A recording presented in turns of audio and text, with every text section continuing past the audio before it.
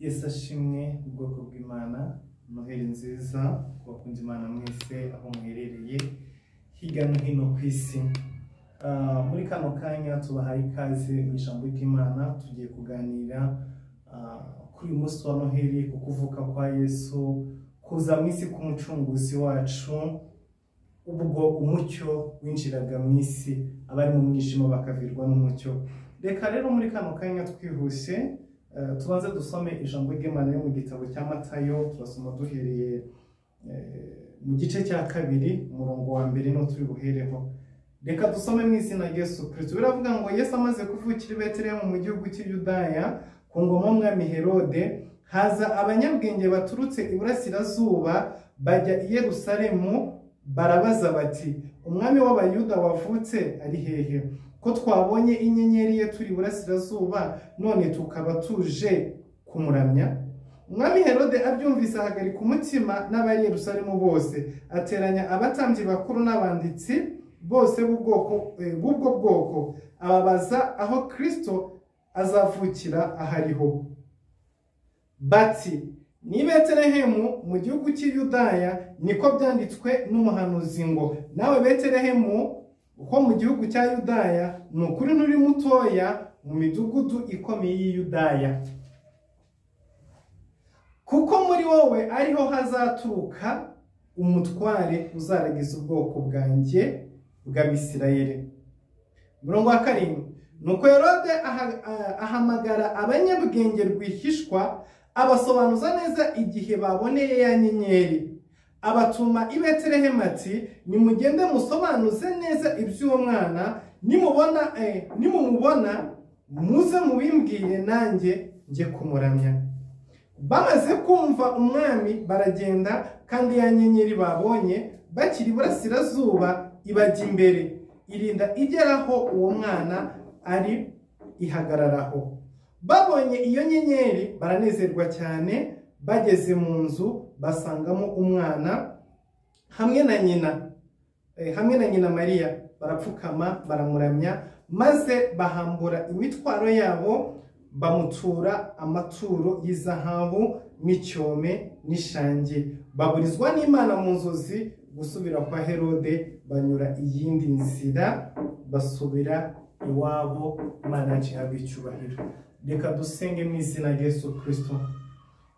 Data, mu izina rifite imbaraga n'ubushobozi, tuje imbere yawe muri kano kanya, turashima izina ryawe, turashima imirimo n'ibitangaza wakoze, bwoherezaga umwana w'ikinege muri iyi si kugira ngo aze kuvukira hagati muri twebwe. Rwari urugamba rukomeye, ariko wabonye ko mwami ari iby'agaciro ko wagarura ubusabane hagati yacu nawe. Wabonye ko ubumana bwawe Yesu Kristo n'icyubahiro cyawe atari byo kugundirwa. Wemera gusiga byose, uza muri iyi si, uvukira muri iyi si, uvuka nk'umugaragu, uvuka nk'imbata. Wemera ko mu buzima buciriritse kugira ngo tugarurirwe agaciro. Yaba utaravutse, ntabwo tuba dufite icyo tuvuga uyu munsi wa none.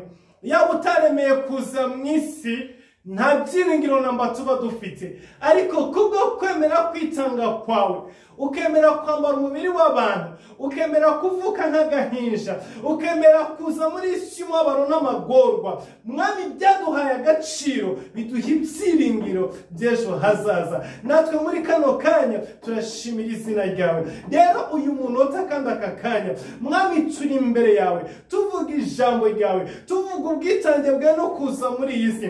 Turakwingize kugira ngo ubane natwe, mwami, twe tugiye kuvuga, abaduteze amatwi, mwami, abazakurikirana ubutumwa hirya no hino ku mateleviziyo yacu atandukanye, turakwingize ngo umwuka we n'imbaraga zawe bikore muri buri wese mu izina rya Yesu Kristo Nazareti. Amen. Haleluya. Uyu munsi ni tariki 25 z'ukwezi kwa 12 2021. Ni igihe isi yose yizihiza, cyangwa se reka mvuge ngo umuryango w'Abakristo mu isi wizihiza ivuka rya Yesu. Iyo bigeze kuri ingingo yo kuvuga ngo umunsi w'ivuka rya Yesu, habaho impaka nyinshi. abantu benshi bagira impaka zitandukanye, bamwe bavuga ngo ntabwo yavutse ku itariki 25 z'ukwa 12, abandi bakavuga ko aricyo gihe yaba yaravutsemo, abandi bakavuga ko umunsi wafashwe bigendeye ku mafilosofi ndetse yazanywe n'abantu rimwe na rimwe b'abapagani batanubaha Imana. Ubundi bakavuga yuko uyu munsi watoranijwe cyangwa se washyizweho bigendeye ku mihango y'Abaroma yo kuramya ibigirwamana ndetse n'imihango y'abagipagani bakoraga, bafashe bagahuza, hanyuma bakabihuza n'iminsi y'Abakristo, bityo uyu munsi ukaba ari umunsi Abaroma bizizagamo ivuka ry'ikigirwamana cyabo. Ibyo rero bituma hariho bamwe cyangwa se igice kimwe cy'amadini amwe n'amwe cyangwa se cy'Abakristo bamwe na bamwe batemera uyu munsi ndetse batajya baselebratinga n'uyu munsi, ndetse sometime bagacira n'imanza babandi bahagurutse bagiye kugeza gute kuwizihiza. Haba ibintu byinshi cyane bikorwa, hariho ibirugu bishingwa, hariho utuntu twinshi tugenda tubaho, imitako igenda itegurwa. Bamwe bakavuga ati ni ibintu systeme y'isi yasizeho kugira ngo abantu bakonsuminga amafaranga yabo, basohore ubutunzi bwabo, binezeze. Tugasanga umuntu aragiye aranyweye arasinze kandi biritwa ngo arimo arizihiza umunsi wa Noheli, ariko n'umunsi anyweye inzoga nyinshi arimo atembagara mu nzira. So ibyo ni ibintu byinshi cyane abantu bagenda bagahuza bakavuga ngo by'ukuri ntabwo byari bikwiriye yuko uyu munsi wizihizwa, ntabwo byari bikwiriye yuko uyu munsi uhabwa agaciro. Abawuha agaciro ni abantu badasobanukiwe, ni ibintu byinshi cyane bivugwa. Ariko nagira ngo mbabwire ikintu kimwe, abadukurikiye muri kano kanya, abakurikiye ijambo ry'Imana ku mbuga zacu, bakurikiye ijambo ry'Imana kuri televiziyo yacu, nagira ngo mbabwire ngo ntabwo twizihiza umunsi, ahubwo twibuka uwaje mu isi. Haleluya. Impaka z'iminsi ntabwo zizigera zirangira n'umunsi wa rimwe, kuko Yesu Kristo ubwe ari ku isi yabaye mu mpaka z'iminsi. Yahumuraga abantu, batuhumuye abantu ku isabato. Yakora igitangaza, tukoze igitangaza ku isabato. Ikintu cyose akoze ati ugikoze ku munsi utemerewe. Arangije arabwira ngo uruta umunsi ari hano. Haleluya. Ibyo ni jambo nanjye nashaka kubabwira kuri uyu munsi. Uruta Noheli ari hagati muri twebwe. Uruta itariki 25 niwe turirimba, niwe tuvuga, niwe dusenga, niwe twibuka ko yaje mu isi. Nagira ngo nkubwire ngo wamwibuka kuri 25 z'ukwa 12, wamwibuka ku ya mbere z'ukwa mbere, wamwibuka kuri 5 z'ukwa 5, icyangombwa ntabwo ari umunsi, icyangombwa ni nyiri umunsi. Icyo niryo jambo Yesu Kristo yakomeje gusubiramo igihe ari hano ku isi. Bamwe bati ntabwo ubaha isabato, abandi bati ntabwo ugenza gutya, abandi bati ntabwo ubahiye imihango, abandi bati ntabwo uhagaci urusengero. Abwira ngo uruta urusengero ari hano, uruta iyo sabato ari hano, uruta iyo mihango ari hano. Byose byariho kubera yewe. Abwira ngo nunyakira, nunyemera, numpa agaciro, biriya bindi bisigaye biri muri jewe. Haleluya. Nagiye nkubwire ngo igifite agaciro ntabwo ari itariki 25 z'ukwa 12, ahubwo igifite agaciro nuwaje muri iyi si. Nuwari Imana akambara umubiri w'ubumana, akambara umubiri w'abantu, akaza muri iyi si azanye agakiza. Misiyo yiwe n'icyamuzanye nicyo twibuka. Haleluya. Kuko muri isi yavukiye abantu benshi cyane. Hari abandi bantu bafite anniversaire kuri uyu munsi wa none, bitwa ba Noela, bitwa bande bavutse ku itariki 25. Ariko icyo twibuka nuwaje mu isi akazana agakiza. Haleluya. Bibiliya tubwira ngo ku ngoma y'umwami Herode, umwami Yesu Kristo aravuka. Igihe yavukaga mu isi hari abanyabwenge benshi, hari abakoresha b'ikoro, hari abatambyi, hari abafarisayo, hari abanditsi, hari abami. Ariko hari ikimenyetso cyatanzwe mu ijuru. Ako kanya inyenyeri iraboneka. Haleluya. Ijuru iramenyesha ngo umucunguzi, umwami araje mu isi. mu isi ntabwo bigeze basobanukirwa, ntabwo bigeze bamenya ko ari ikintu kibaye.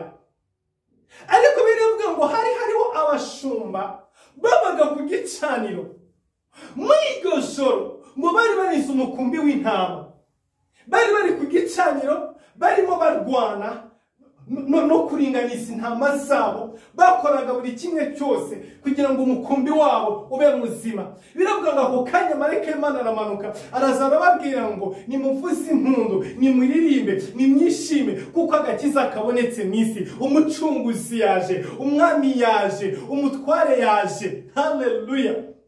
Aba bamarayika baje kubwira abashumba ngo iwacu aho tuba mu bwami bwacu mu ijuru twari dufite umwami, ni ikinege, ni umuragwa. Haleluya!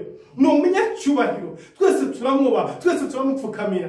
None wa muntu uhambaye, wa muntu ukomeye, wa wundi mu ijuru turamya, wa wundi mu ijuru dupfukamira, yaje mu isi. None muri kano kanya nimwishime, muririmbe, muvuze impundu. Oh, haleluya! Niki cyabaye mbere yuko Yesu Kristo aza mu isi? Habanje kubaho intambara mu ijuru. Yesu Kristo akiri mu ijuru yari umugaba w'ingabo, yari Mikayeli, yari umumarayika uhambaye. Biravuga ngo Satani ateza intambara mu ijuru, ngo cya cyoka kirahaguruka, gihagurukana n'ingabo zacyo, giteza urugamba rukomeye mu ijuru. Ngo hanyuma marayika Mikayeli n'ingabo ziwe barahaguruka baza gutabara, barahaguruka baza kurwana. Yesu Kristo niwe uyoboye urugamba mu ijuru rwo kubohora ijuru. Satani yapanze kudeta, ashaka gufata ijuru ngo yimure Imana ku ntebe, ayikure ku ntebe yayo, ayikure mu bwami bwayo, hanyuma afata ijuru ariyobore, arikontorore, arishyire munsi y'ububasha bwiwe. Ako kanya intambara iratangira. Yesu Kristo arahaguruka, aravuga ngo no, ntabwo nshobora kubyemera, ntabwo nakwemera ko ikudeta ibaho mu ijuru, ntabwo bishoboka. Yesu arahaguruka, ararwana n'ingabo ziwe, akubita Satani, aramumenesha, amukura mu ijuru, amujugunya mu isi. Avuga ngo ntabwo bishoboka ko wagira ikibanza mu ijuru mpari. Aramurwanya n'imbaraga zose, amwambura buri gace kose yari yafashe mu ijuru, amwambura buri mwanya wose yari yafashe mu ijuru, aramufata amusohora mu ijuru, amutupa hanze, amujugunya hanze. Ubwo yamujugunyaga, Satani aramanuka agwa mu isi. Ako kanya mu ijuru baravuga ngo ishime wa juru we, kuko umwanzi agukuwemo, ariko wasiwe ribucura umuborogo, kuko umwanzi akumanukiye. Ishyano ryari riguye mu isi. Ako kanya mu ijuru bwabo, abamarayika ubwabo nibo bavuze ngo wasiwe ribucura umuborogo, kuko umwanzi akumanukiye. Ako kanya iby'isi byari bizambye, iby'isi byari biyangaye, nta kintu na kimwe cyari kiri mu mwanya wacyo. Satani yavuye mu ijuru afite umujinya mwinshi, afite uburakari bwinshi, yiteguye kuza kubika isi, yiteguye kuza gufata isi akayifuyanga. Yazanye umujinya n'ikimwaro, yarakuye mu ijuru, amaze gutsindwa, aravuga ngo nanjye ngiye gufata iriya si waremye, ubwo nyimuye mu ijuru, nanjye nyifate nyivuyange. Nzayishyiramo akaga, nzayuzuzamo ubusambanyi, nzuzuzamo ubwicanyi, nzuzuzamo amakorona, nzuzuzamo amajenoside, nzuzuzamo ibitambo by'abantu, nzuzuzamo ubugome bwose, nzuzuzamo inzangano, nzuzuzamo amarozi, nzuzuzamo ubukene, nzayishyiramo ubupfubyi, nzayishyiramo buri kibi cyose. Uko niko Satani yamanutse mu isi. Abo mu ijuru bitegereje umujinya n'uburakari amanukanye, barangira bavuga tumva wasiwe, nta kindi wakora muri kano kanya keretse kurira no gucura umuborogo. Yesu Kristo arangije yicarana na se n'umwuka wera, ati urugamba rwa mbere ndarurangije, Satani ndamurwanije, ndamwirukanye mu ijuru, ariko amanutse mu isi kandi amanukanye umujinya, ariko ahantu amanukiye hariyo umuntu. Uyu muntu afite ishusho yacu, yaremye mu ishusho yacu. Nta yindi taketi Satani azagira usibye kuri wa muntu ufite our image. Satani nawe nta handi yahitiye mu ngobyi ya Edeni. Kigera mu ngobyi ya Edeni abashutse umuntu, amwambuye ububasha bwose, amwambuye ubutware bwose, amwambuye imbaraga zose yari afite mu isi. Satani aratangira yinjiza akavuyo kiba yinjiza intambara ziwe, yinjiza ibibazo byiwe, ubuzima bw'umuntu buragenda burapfudika neza burundu. Ntihagira ikintu na kimwe gisigara mu mwanya. Imana irangije ihamagaza inama, iravuga uriya muntu tugomba kumucungura. Ifata igitabo gifatanishije ibimenyetso 7, yicara ku ntebe, irangije irahamagara, irabaza ngo ninde waza akajya kubohora uriya muntu. Abo mu ijuru bari bazi ubukana bwa Satani, bari bazi intambara yarwanye na Yesu uko yari imeze. Bavuga bati uriya mugabo uri mu isi, uriya Lucifer, uriya Satani turamuzi, nta n'umwe wamwigerereza. Bose batera umugongo. Abo mu isi already Satani yaramaze kubafata, yarabavuyanze, bari bazi uburakari bwe n'ubugome bwiwe. Baravuga ngo ntawe kwigerereza iyo ntambara. Ikuzimu haho yari yarabakandagiye bicaye ku mutwe, nta n'uwigeze atinyuka no kureba cya gitabo. Yesu Kristo ntari mu muryango wa Yuda, arongera ahaguruka avuga ngo papa reka nkomeze urugamba, nawe utangiye mu ijuru reka ndukomereze no mu isi. Haleluya. Yohana ari ku kigo cy'Ipatimo arangije afite agahinda n'amarira ngo yubuye amaso yitegereje, abona intare mu muryango wa Yuda, abona igishyitsi cya Dawidi. Marayika amubwira ngo wirira kuko intare mu muryango wa yaranesheje, kugira ngo abumbure igitabo hanyuma amenye ibimenyetso bifatanije cya gitabo. Haleluya. Yesu Kristo yiyambura ubumana, yaraje kurwanira mu isi. Yiyambura ubumana, yiyambura buri kimwe cyose, yiyambura ubutware, yiyambura buri kintu cyose. Arangije yambura umubiri w'umuntu, yihindura agahinja, aramanuka yinjira mu nda y'umugore.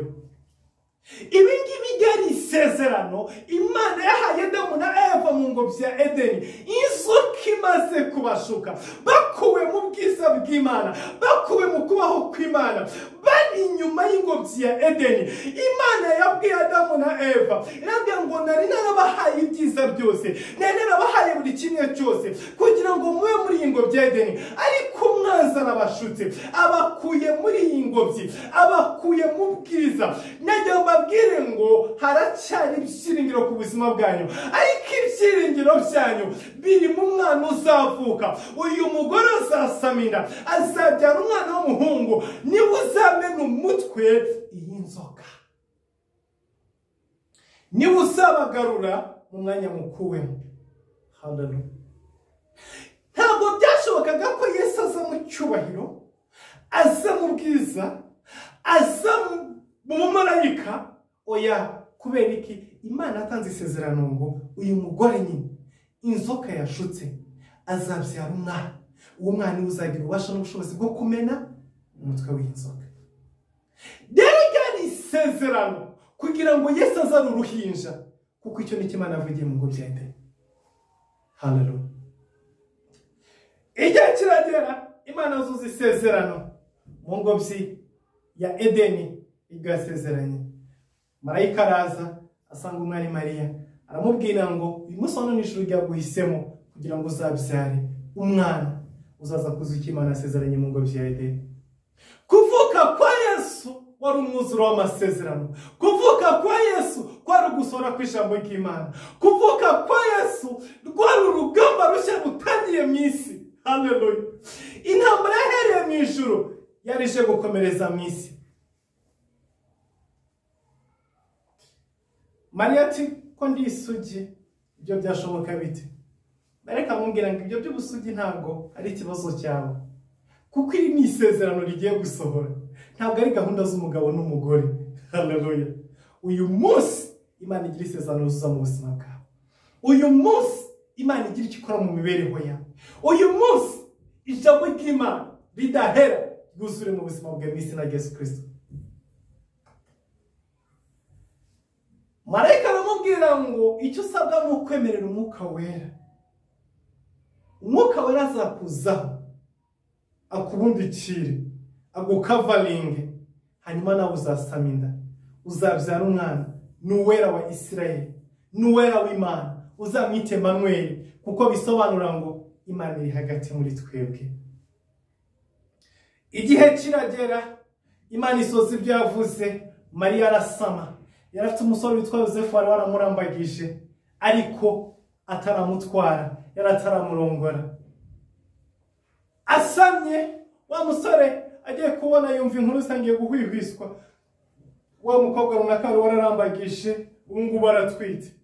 Yosefu yibuka ko atigeze aryamana nawe. Biravuga ngo yigira inama yo kumubenga mu ibanga. Ariko ako kanya gitekereza kumukweba, biravuga ngo marayika aramanuka azasanga Yosefu, aramubwira ngo witinya kurongora umugeni wawe Mariya, kuko imbuto imurimo ni umwuka wera. Haleluya.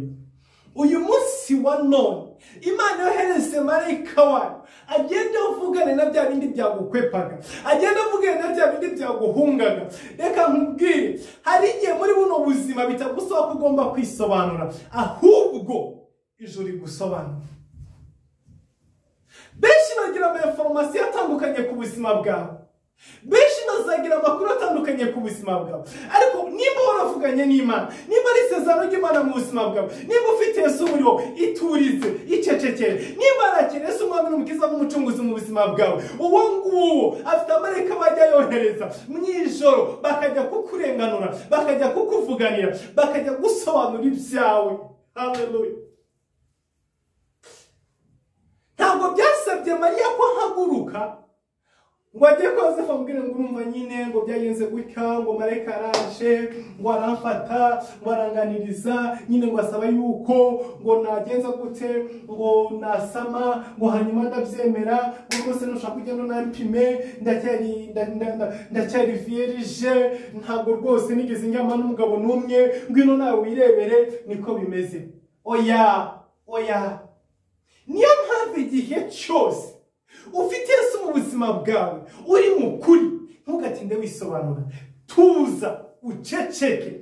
Yesu uri muri wowe arisobanura. Haleluya. Iyo ukorera Imana, iyo ugendana n'Imana, hari imitego myinshi tugenda duhura nayo muri iyi si, hari amagambo menshi duhura nayo, hari ibirego byinshi bizejuru ubuzima bwacu, ariko ibyo ngibyo ntabwo ari ibyawe kwisobanura. Si ibyawe kugira ngo wari rwemeza abantu ngo urumva ngo burya byendi bamvuga barambeshyera, ngo bya bindi bamvuga ntabwo ari ukuri, ngo burya ibintu bimeze gutya na gutya na gutya. Reka nkubwire, ntabwo ari ibyawe kwirirwa wisobanura, ntabwo ari ibyawe kwirirwa Yesu ufite muri wowe arahagije kugira ngo akuvuganire, amenyekanishe icyo ahamagariye ubuzima bwawe. Haleluya. Izina ry'Imana yacu rihabwe icyubahiro.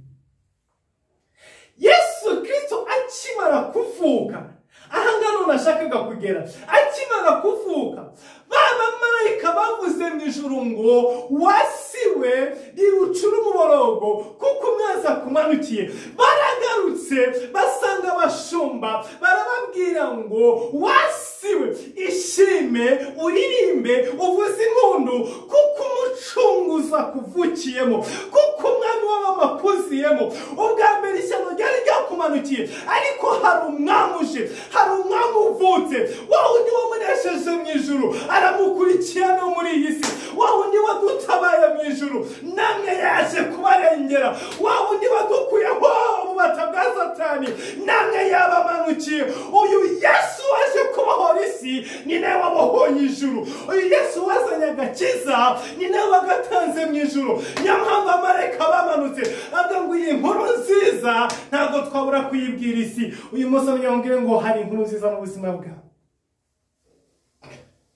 Iyi nkuru nziza y'agakiza, iyi nkuru nziza yo gucungurwa, iyi nkuru nziza yo kuvanwa mu bubata, ntabwo twayihererana, ntabwo twaceceka. Reka tubabwire, bari bamaze igihe bari mu kaga, bari bamaze igihe bababaye, bari bamaze igihe baremerewe, bari bamaze igihe bafungiranywe, bari bamaze igihe bariho agahato ka Satani, ibyago byari bibarembeje. Ariko reka tubabwire inkuru nziza, hari umucunguzi waje, hari umwami waje. Oh, haleluya!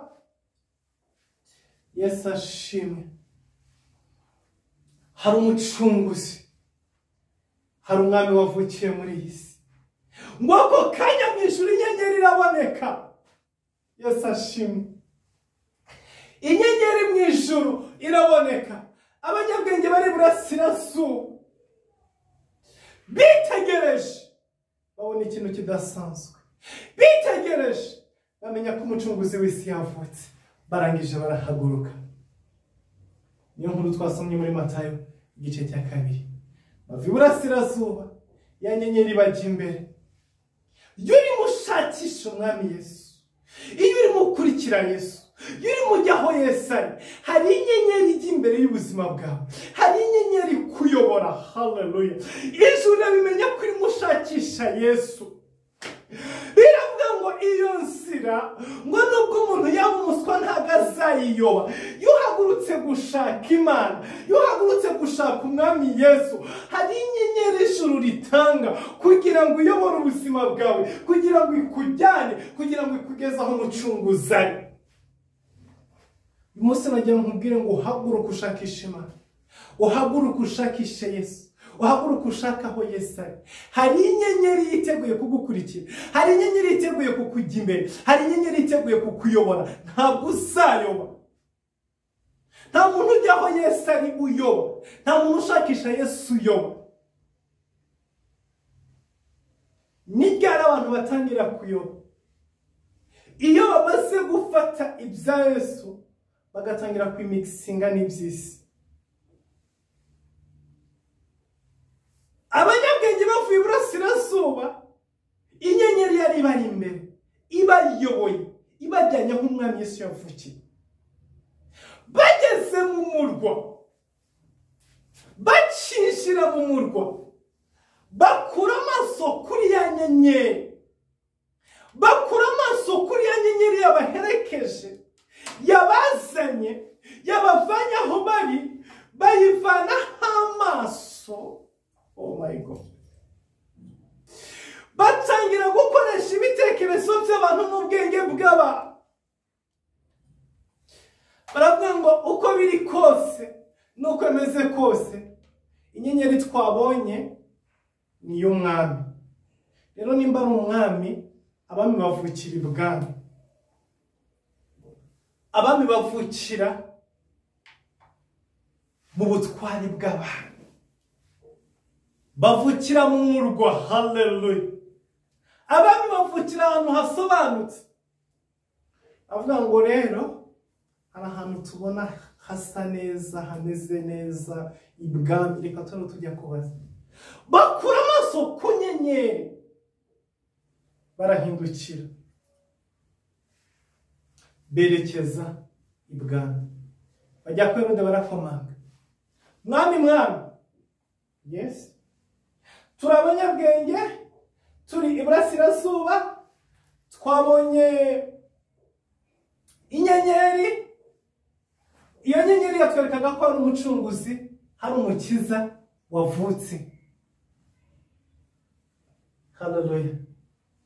None turakwinginze tubwire, ni mwebwe mwabyaye, umugore wawe yabyaye. Herode arababaza, mbwira bimeze gute, nsobanurira.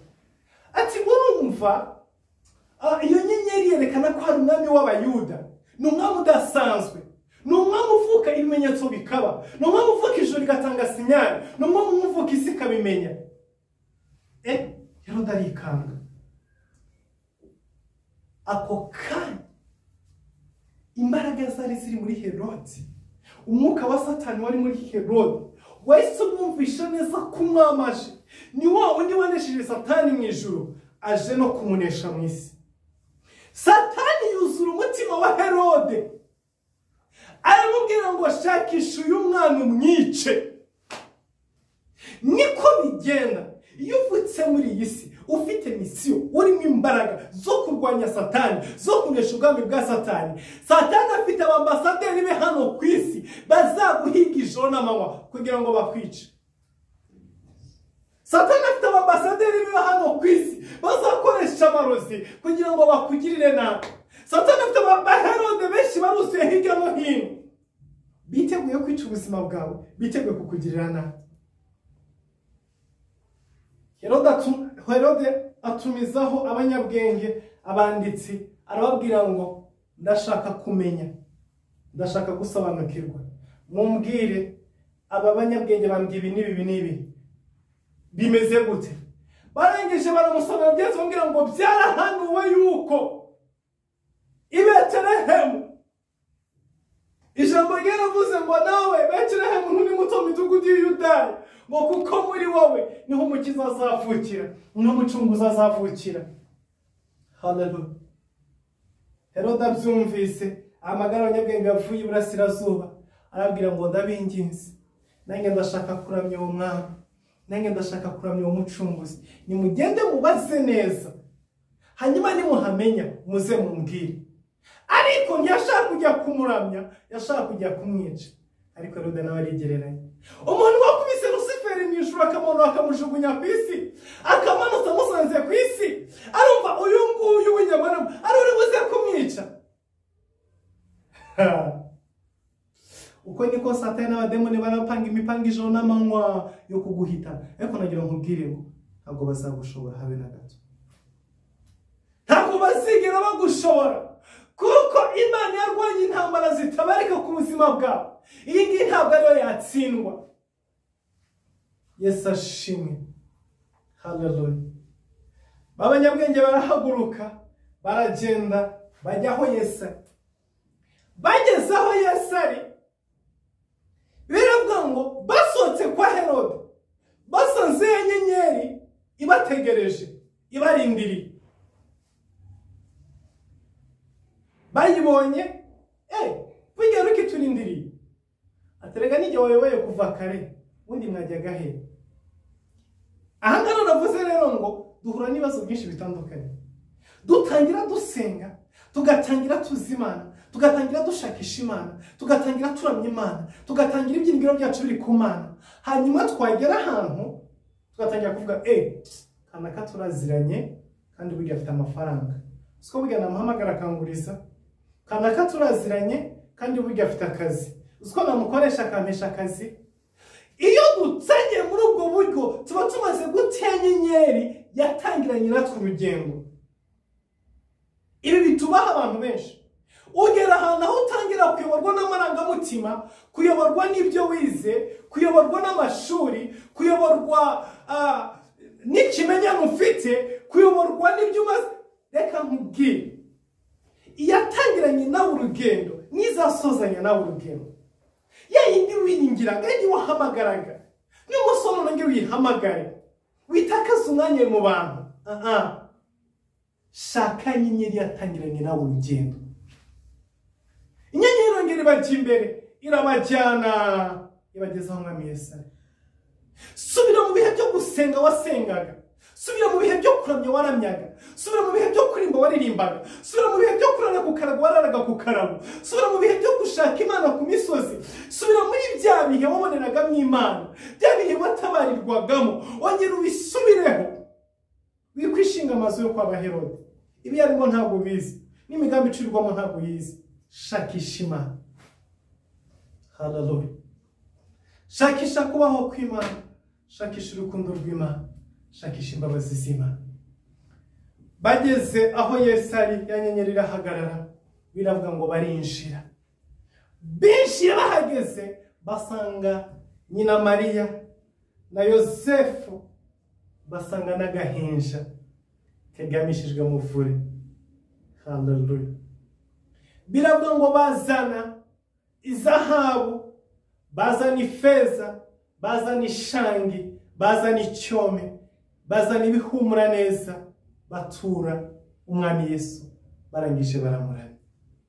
Haleluya. ngo ako kanya babonekerwa na marayika w'Imana mu nzozi, arababwira ngo ntimusubire kwa Herode, nimuce inzira, kuko adashaka kuramya umwana, ahubwo arashaka kumwica. Marayika arababuza, basubira iyindi nzira. Reka nkubwire ikintu kimwe, aba banyabwenge bazanye ifeza, bazanye izahabu, bazanye ibihumura neza, bazanye amaturo. Yesu amaze kuvuga, barangije babitura Yesu. Ariko reka mbabaze ikintu kimwe abantu bankurikiye, izi zahabu batuye Yesu n'ishangi n'icyome n'ifeza bahaye Yesu, Yesu Kristo niwe wabiriye, niwe wabikonsomye, niwe wabyakira, niwe washyize mu bubiko bwiwe? Oya, nyina Mariya niwe wakiriye izi zahabu, niwe wakiriye izi feza. Batura Yesu ariko byakira Mariya. Haleluya. Batura Yesu ariko Yosefu ufite akana niwe wakira ifeza. Iyi perfume ni Mariya na Yosefu bayiteraga bagahumura. Iyo ufite Yesu muri wowe, imigisha ya Yesu ni wowe uyirya. Haleluya. Iyo ufite Yesu mu buzima bwawe, nanjye ngo kuri uyu munsi twibuke ivuka rya Yesu, nanjye ngo Yesu ari mu buzima bwawe, hari ifeza n'izahabu biza mu buzima bwawe. Ntabwo ari Yesu ubirya, ni wowe ubirya, kuko Yesu nagahinja ntikarya. Yesu yararyaga se, aramubiye se yarazi ajya kuyagurishiriza muri kajya kare. Perfume se yarahumurirwagamo urujya munota aragahinja. Ninde warimo kubyishimishamo no kubyinezezamo? N'ufite Yesu. Haleluya. Hari imigisha iza mu buzima bwawe kuko ufite Yesu. Iyo ufite Yesu, amafaranga araza akurikiye Yesu, ariko niwo uyabamo, niwo uyaryamo, niwo uyambaramo, niwo uyagendamo. Iyo ufite Yesu mu buzima, Yesu azana imodoka, ariko iyo modoka ninde uyigendamo? Ni wowe. Iyo ufite Yesu mu buzima bwawe, Yesu azana inzu, iyo nzu ninde uyibamo? Ni wowe. Iyo ufite Yesu mu buzima bwawe, Yesu azana imyambaro, ninde wambara iyo myambaro? Ni wowe. Haleluya. Hari imigisha mu buzima bwacu ifatana no gutunga Yesu,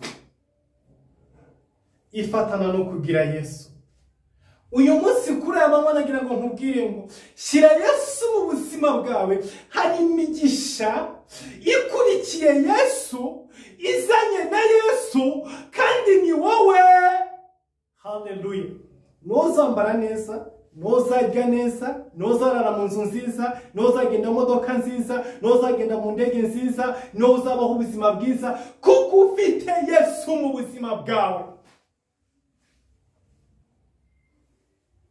Reka tugane ku musozo w'iri jambo, reka dufate uyu mwanya dusenge.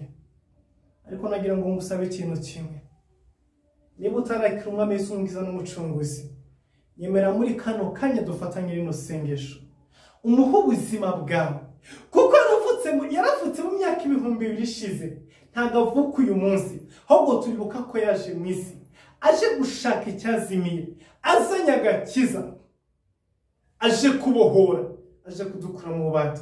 Kino cyumweru cyose tukimaze buri munsi ku mugoroba turimo dusenga, tuganira ijambo ry'Imana, turema imirimo ihamba Yesu yakoze mu buzima bwacu. Nagira nkubwire ngo muri kano kanya, ubuzima bwawe Yesu, ubuzima bwa mwami Yesu nza n'umucunguzi, ntabwo ari kagahinja kamwe ibiganza bya Mariya.